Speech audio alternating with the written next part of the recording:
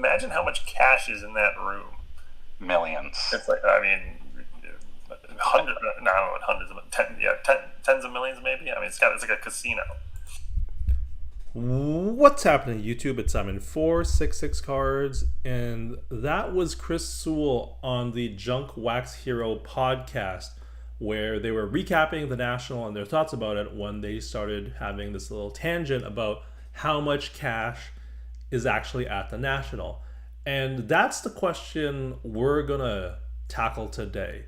We're gonna make an estimate on how much cash was at the National on its busiest day, and more specifically, how much cash flowed through the National on its busiest day on the show floor. You don't have to have spent it, but it's just how much money flowed into the show floor or onto the show floor on its busiest day.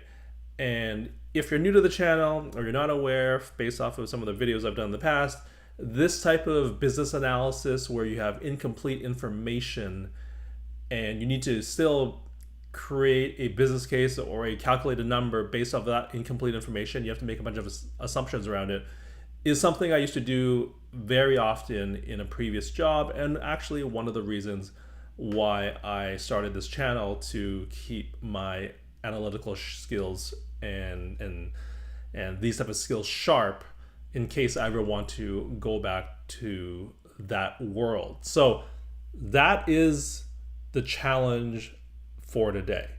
So let's get started, jump right into it.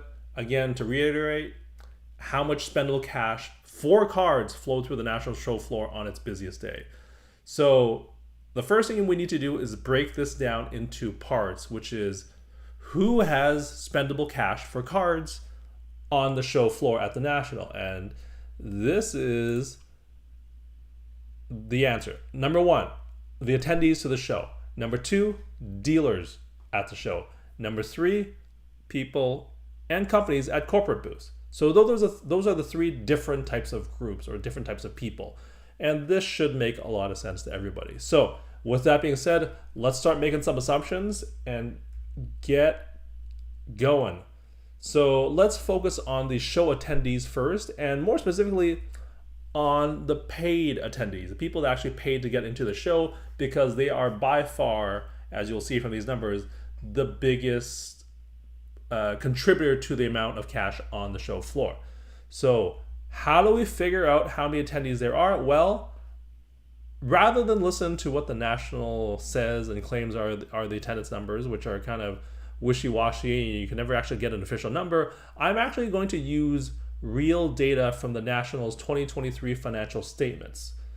And some of my previous videos have talked about this, but they generated $1.9 million in revenue from the National in Chicago in 2023 last year. And I have a separate video on it about this where I talk about why this number is surprising. I will link to it in the description below. But 1.9 million is what is in their statements that they submitted to the IRS, and I have no reason to doubt that. So we're going to go with that. That is the total revenue from ticket sales. What we're going to do is assume last year that all of that money came from general admission, which was $25. We're going to ignore walk-up sales, which were $30 a ticket, and VIP sales, which were in that $100, $150, $200 range. We're just going to assume this is just flat general admission, $25 a head, and do the math there, right? So if you divide $1.9 million by $25 a ticket, you get 76,000 paid attendees at the National in Chicago in 2023. Now, I think it's fair to say there weren't as many people in Cleveland as there were in Chicago, so we're going to dial it down to 70,000 attendees this year, so it's about an 8% decrease, which, you know, should be in the ballpark of what the decrease was, right? So we figured it out. We figured out that there are 70,000 roughly paid attendees who attended the show, and we can now calculate how much money these 70,000 people brought into the show, right? Not so fast. There's one other thing we need to account for. Not all 70,000 people attended the show on the same day, right? They could have attended on Wednesday, Thursday, Friday, Saturday, or Sunday. So it's $70,000 people over that 5-day stretch. So we need to account for that. And we do that by figuring out the distribution of the attendance over those 5 days. From what I've heard, including from both Chris Sewell there on that YouTube interview and Mike from Junk Wax Hero, Chris, who was a dealer all week, said that Thursday and Friday were the busiest days, and surprisingly not Saturday, which is what I would have expected. And so we're just going to go with that. I've also heard elsewhere, and I forget where, but they also said that Thursday and Friday it was way more jammed than it was on Saturday. So with that being said, this is what I'm estimating the distribution of attendance was for the 5 days. And you can see here, it tops out at 25,000 on the Friday. Now, if you're like, oh, I don't disagree with that, or I don't agree with that, I think it should actually be Thursday was the highest day, or Saturday was the highest day. It's like, well, that's fine. It doesn't actually change this at all, because we would just shuffle these bars around. If you want to think Saturday was the busiest day, well, it's like the maximum or the busiest day being Saturday would still just make it 25,000 was the attendance on Saturday. So the busiest day attendance is always going to be roughly 25,000 based off of this distribution, whether it was Thursday, Friday, or Saturday. So it doesn't actually matter what the day is, but roughly we're going to say 5,000 on Wednesday and Sunday, and then 25 Thursday, Friday, Saturday. All right. So with that being said, then we'll focus and use that 25,000 paid attendance going forward, because again, we're only looking at the busiest day and the most amount of money that flow through the show floor at the National. So now the question is, how much money did these 25,000 people bring to the National to spend on cards? I attempted to make a distribution of that spendable cash that was brought into the show floor. And you will see that the largest number, or the largest segment, is less than $1,000. And the reason for that is, think of all the spouses and grandparents and kids that come to the National, right? If you have a family of 4, the dad might have over $1,000, but it's unlikely that the 2 kids or the 2 kids and the wife are bringing money to the show floor that's over $1,000, right? It's going to be in that like less than $100 range, right? So we need to account for that, because those people bought tickets, and as a result, they need to be part of this distribution. So that's why it leans so heavy in the less than 1,000 range. And you can see that the distribution is basically a decreasing distribution as the amounts of money get larger and larger along the y-axis here, where I believe I had for $20,000 or more, I think this was 0.5%. I think 10 to 20 was 2%. This was 1%, and it kind of went upwards from there. And then at the low end, less than 1,000, I had 30%, where I used the average number of dollars in this bucket to be, I think, 150 or 200, because so many of these people would have $0 or something very close to $0, because most kids, that's how many dollars kids have, right? So that's a high level estimated distribution of spendable cash, right? If you take the average of all this stuff, and there are some nuances to it, as I mentioned, but like, bear with me, I didn't do anything too crazy with the math here. The average spendable cash per person using this distribution is $2,600, right? So we now have an average attendance, or the attendance on the busiest day, and we have the average amount of spendable cash for that busiest day being $2,600. So if you multiply those two things together, 25,000 paid attendees, $2,600 average cash, it works out being $65 million, roughly. It's all an estimate, right? But $65 million. This number did surprise me. It really shouldn't if you go through the math here, but $65 million is a big number, I think it's fair to say. So that's the paid attendees part. There are also non-paying attendees. There's media, there's special guests, like there's all different types of people that get into the show for free for whatever reason, right? And so I'm going to assume on the busiest day there were about 2,000 of these non-paying people.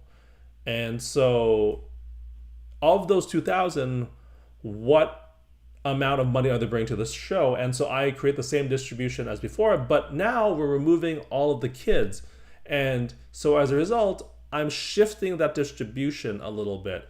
But also I am removing the high end because it's very unlikely that a high-end person is going to be getting like a media pass, right? If you're in the media, you're not going to bring in like 15K to the national. It just seems unlikely. So it's a much more condensed and focused distribution between 0 and 7K. And as a result of that, the average spendable cash is actually lower. It's at 2,200, whereas before on this one, it's 2,600. And that's because this really high end here, this tail of the distribution actually more than accounts for the kids basically that don't have any money that come to the show. And so that's what gets you to 2,200. So if you multiply those two things together, 2,200 average cash, 2,000 paid attendance, works out to roughly $4.5 million between for the non-paying attendees. So that's the number of people attending the show. Now let's talk about the dealers in the booths. So the first question is, how many dealer companies are there? And the answer is 354. And I am specifically using the phrase dealer companies, and that is a typo. I should say dealer companies, not dealers companies, but it's basically how many individual entities are there. They might have one booth, they might have two booths, but no matter how many booths they are taking up, I'm treating the company as a whole as one. So if you have one booth, it's one company. If you have two booths, it's still one dealer company. And I did this because that's the way the list of dealers was listed on the nationals. So there was 354 of them. Now, the question is, how much money did each dealer booth bring to the national? And again, dealer booth, dealer company, whatever you want to call it. This is where it gets interesting because there were many booths that clearly had one company, but there were also booths that clearly had multiple people working. And despite the national saying, no, tis, no more selling your booth or splitting it or any of that stuff, there were clearly booths that did that. And so in those cases, you would have 2, 3, 4 dealers that were working that booth. And so those individuals would also bring their own floats and money to the show, right? Whereas if it was just one company working a booth, then that one person would be the source of cash. You wouldn't have multiple people bringing in cash. So that's something to think about. And this is the estimated cash that each dealer brought to the national on its busiest day at the beginning of the day. And I'm going with this because a lot of dealers need to have cash to buy inventory. And if someone walks up to your booth when the show floor opens at 10:01 and you don't have enough cash yet because you haven't sold enough cards, you don't want to be caught in that pickle, right? You want to be able to have enough cash on hand, bring it to the show so that you're able to make those deals as they come to your table. Obviously, towards the end of the day, you're going to have a lot more cash on hand, and then you can buy more stuff, but no dealer is going to go in there short on cash just in case a great deal comes to the table. And so that's why this is the distribution I'm using. I'm saying 25% have less than 5,000 cash, but 75% have more than 5K cash. With the price of singles increasing in the last few years, I think this is pretty standard. Like there are many cards out there that are worth more than $5,000, and you would want to be able to purchase some of them or lots of mostly mid or high-end cards for a good chunk of change. And so you need to have that money handy when those deals come. If you take a look at this distribution, that works out to an average cash of 17K per dealer company, dealer booth, whatever you want to call it, right? So you do the math here, 354 times 17K, and you get roughly 6 million in cash for dealers, right? So compared to the big number that we saw earlier for the paying attendees, 6 million is actually relatively small. Now let's move on to corporate booths. And this is actually really straightforward to calculate because corporate booths don't buy or sell cards. So average cash, 0. Like even if people, even if the company has money, they're not going to have cash on hand, right? Like the PSA booth does not have cash on hand. Everything is credit card. If you want to buy let's see here, buy wax, right? Like there's not a lot of cash going on there. It's mostly credit card, and same with Beckett and those type of things, right? So average cash, 0.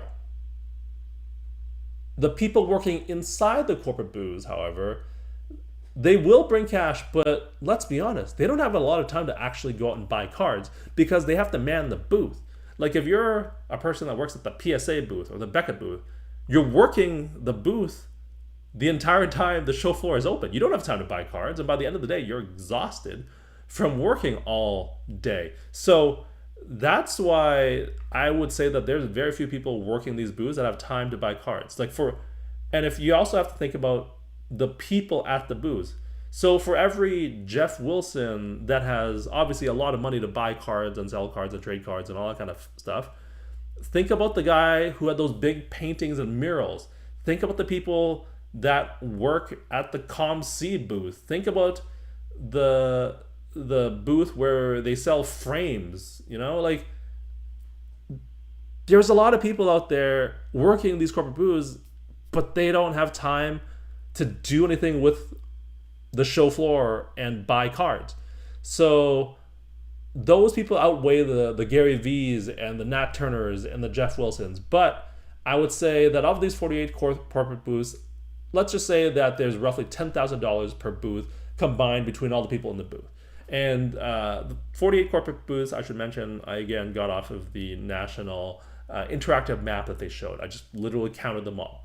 It took a minute or two. And so the math here is pretty simple. 48 booths times 10 grand on average. So it's roughly 500K, right? So we now have all of the groups and the calculations.